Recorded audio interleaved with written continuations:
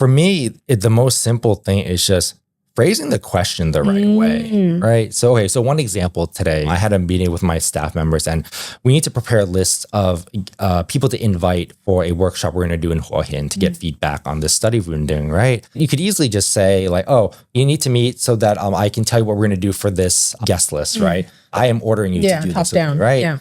Instead, I was like, hey, team member, I want to consult you and hear your opinion about how we should do this. Yeah. Right. Because I think like even text messages, it's like, you don't have emotion as all unless you have emojis, right? But like, I think it's important the way we phrase our questions and such, right? Because if you phrase in a way that allows people to feel, oh, my opinion matters, right? Or what I have a space to say something, right? Yeah. I think that's quite important. And so that's, a very kind of basic way to kind of do that decentralized leadership. Another thing we do is like every week when we have our team meetings, we never ask each other, what did you do on the weekend? We actually rotate and we have someone share news. Oh, interesting. So at the beginning of the year, one of my team members, she shared news about the Walk for Peace in the US, right? So with the Vietnamese monks. Yeah. They walked from Tech, they made it to DC last week and stuff.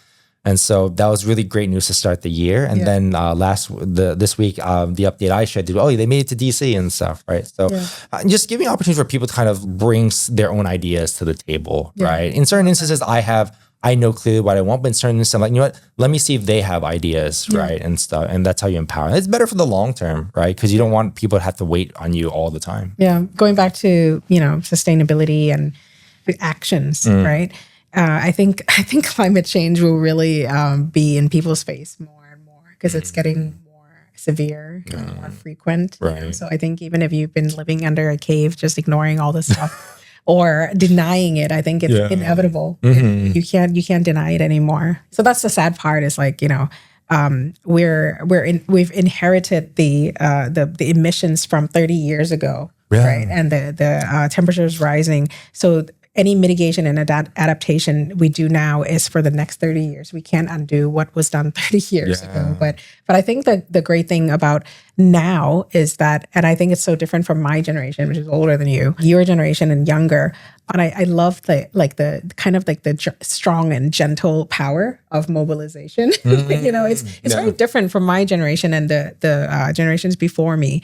And I think it's very, very inclusive and like very direct, but also it's very adaptive, So I really place a lot of hope in the new generations. Nice. This is why I do create, is to empower the new generations to do their thing. Well, it's incredible. I've read about creating like the values promote, right? So I'm so happy you're doing this, right? You could be somewhere else, right? But you chose to be part of Create, and Create has a long history, right? At least 20 years of doing, really meaningful stuff, right? Very targeted, focused things. I want to get to was about, because you mentioned climate, right? And like people don't care. And I think you were talking about like, things we've inherited, right? Yeah. But I find that, one of the challenging things about climate change is that it's a global thing, right? So that means like, countries like the United States, they can release so many emissions from their activities, right? But then, here in Southeast Asia, people are experiencing the impacts much more. We actually have a small share compared to the rest of the world. We emit less, but we experience the impact more. Yeah, exactly. It feels, this is about like climate justice, right? And stuff. And it feels a bit, hard to tell people, you have to work hard to reduce your impact. But meanwhile, our neighbors, right, across the other hemisphere, they don't care, and stuff.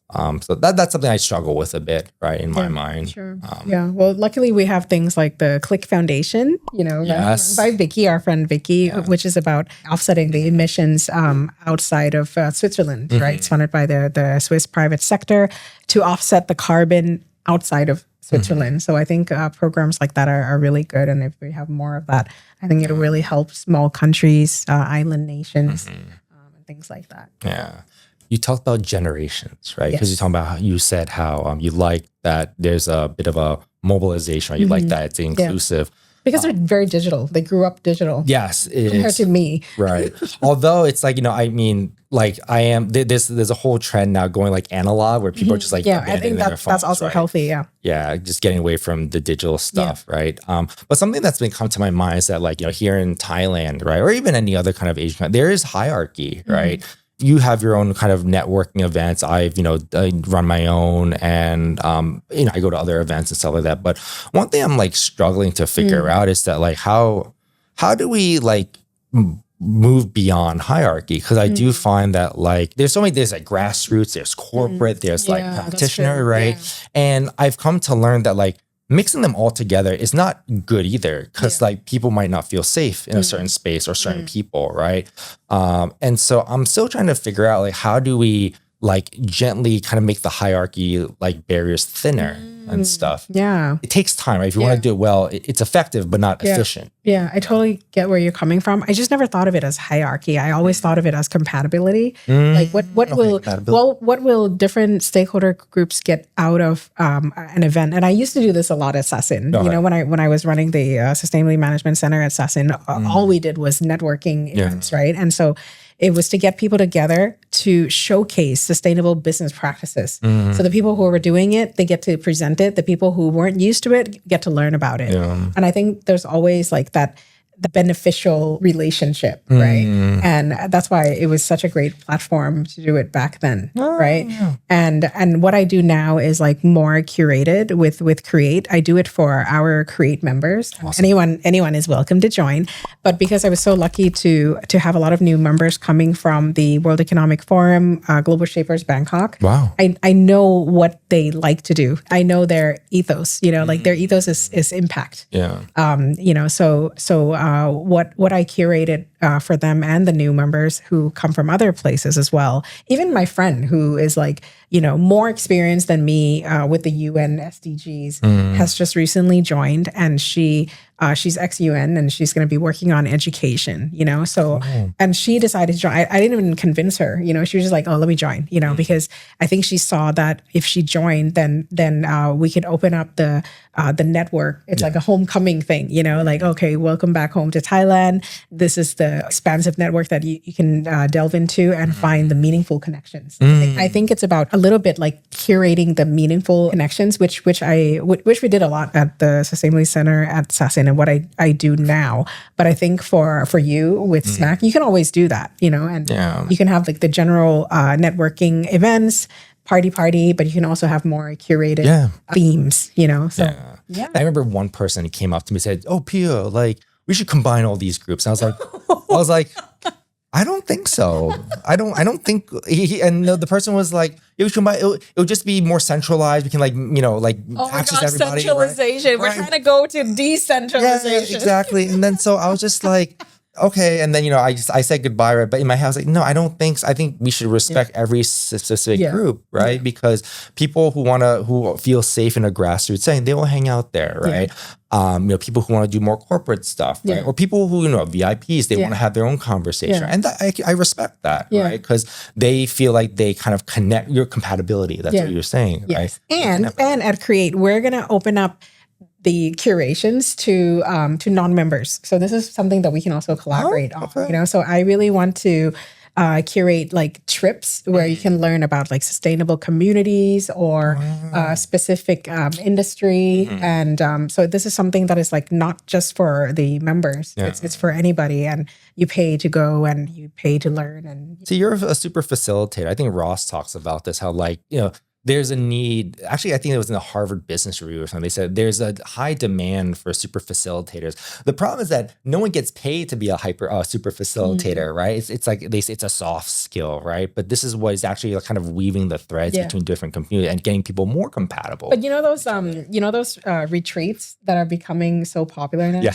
So I thought of that like years ago. I really wanted to do it, and I just never got around to it because I've just been so busy with life and work and everything in general. And now I see people doing it in so many different ways, and I'm so happy. That's good. I'm so happy that people are doing what I wanted to do in different ways. There's so much variety. And I wouldn't go to every type, because it's it's not my vibe. You also need to rest though. Even when you go to the retreat, it's interesting. Like you go to a retreat, right? It's like rest. To reset, but then, do it at home, man. It's like you need a vacation from the vacation, right? So like going to a retreat, you have to go in with like this plan a bit, right? What am I getting into, right, and stuff. Yeah. So instead of doing that, for a bunch of people, like I had a friend who called them like yoga bunnies. Christmas. Okay, that's cute. That's cute. Yeah. And so instead of doing that, that's why I think I want to work on curating these things more, where it's like you link like leadership mindset development with sustainable practices, whether it's a community or an organization or a business, and you let people exchange. I want Create to be a dialogue platform for different things. So the members have now we've launched a mini book club to read the National Economic and Social Development Plan together. That's one, But then we can have more. We can have more on other themes as well. And we're very very open to ideas from members and non-members, and it's something that it's also like revenue generating things, right? Which is not you need to cover the cost for a nonprofit, So I think this is like the 21st century approach is not to hold on to the silos of like business and NGO and stay in your lane kind of thing, right? Stay in your lane kind of thing, but kind of to merge, like any organization can make money, should be able to make money, and you should do it with quality, and the value that it creates should be sustainable. So these are things that I'm really into supporting and kind of merging and connecting. I love making the connections. You're talking about like earlier in the conversation, like, do you ever feel bad about making money on these things, right? I mean, like, the thing is that, like, the problem is, like, you have other bigger organizations around the world, the billionaires, right? They're making huge amounts of money, but it's not getting spent to deal with, issues, right? But there are there are nonprofits, like, nonprofit doesn't mean like you don't make money. It means that you're just making enough to cover your costs, or you define very well like what are you spending money on. Even if the lead, the head people of the nonprofit, they make a lot of money. Okay, well then that has been declared, right? It's documented and stuff, right? So you need like money, or in this case, resources to kind of keep something going, right? Because what's worse is like if you have something that's not bringing in resources and it just doesn't last. It could be a good solution, but it just doesn't last because they couldn't pull in enough funds to keep it operating. You know what I get from this conversation, Piya, is like I think you talked in the theme of recalibration.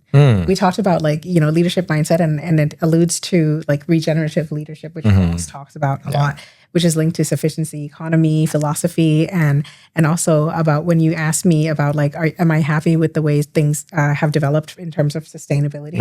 And things aren't really calibrated yet. And I think it's in our hands to get together and use a bigger voice to say, hey, we need to recalibrate certain things. So I always see it as an opportunity. So it's really important to have these conversations. No, gosh, Priya, I need to hang out with you more and stuff. We got to cook together or something. But no, recalibration is always important, right?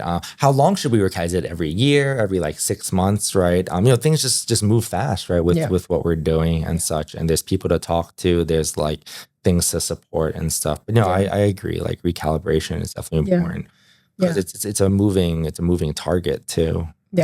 And speaking of rapid changes, any thoughts on data centers and LCA? Data centers and LCAs. AI? No, not yet. No, actually, I used to be quite skeptical of like the use of AI and like sustainability things, but actually, it seems that the technology has significantly improved. I'm less concerned about AI on the environment. I'm more concerned about AI on like the society. Social impact. I'm more concerned about that, right? Like, like, okay, yes, AI can draw a picture, but, do you tell a child, oh, don't draw, please, the AI can do it for you, right? Like, it's things that I'm more concerned about that rather than the environment. Very good. All right. Well, thank you so much, Piya. This has been a wonderful conversation. I learned a lot. And thank you for sharing, like, really, like the depths of your mindset, your brains, which I find amazing. And thank you for sharing your experience with us. And I'll have to invite you back sometime. Oh, thank you, Priya. Thank you so much. ขอบคุณมากค่ะ สวัสดีค่ะ